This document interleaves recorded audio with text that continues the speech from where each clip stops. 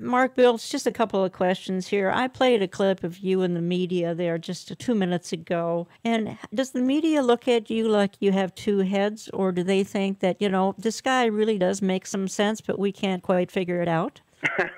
That's a great question. Well, that particular interview was done by Fox News out of California, and the reporter actually was absolutely fascinated and loved what I was having to say. And matter of fact, I ended up doing two interviews. I think another one a year later or something like that.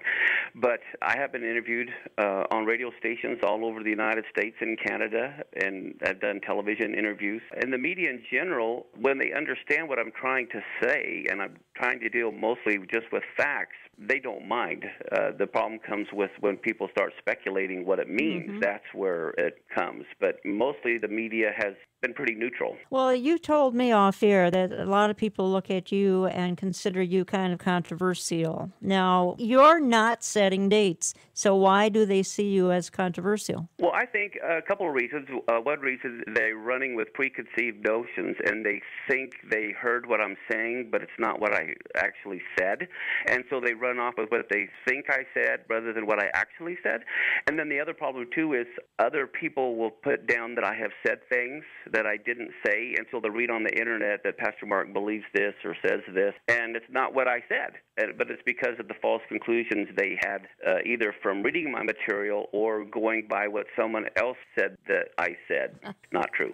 Well, you're trying to connect some dots here, and you're not saying that thus and so is absolutely going to happen on thus and such a date. I mean, you allow for some room here, so are folks suggesting that you're actually picking the date of the Lord's return? That's what some people, I think, are saying, and like you said, I'm not setting dates for the Lord's return at all, and I'm not saying that anything's going to happen on the actual days these eclipses happen, other than the eclipses.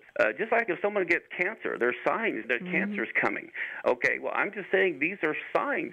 I mean, when you look at 67, what happened in 68, Israel recaptured Jerusalem. That doesn't mean the Lord came in 67 or 68. Here, after they became a nation, we had these eclipses. That doesn't mean the Lord came in 48.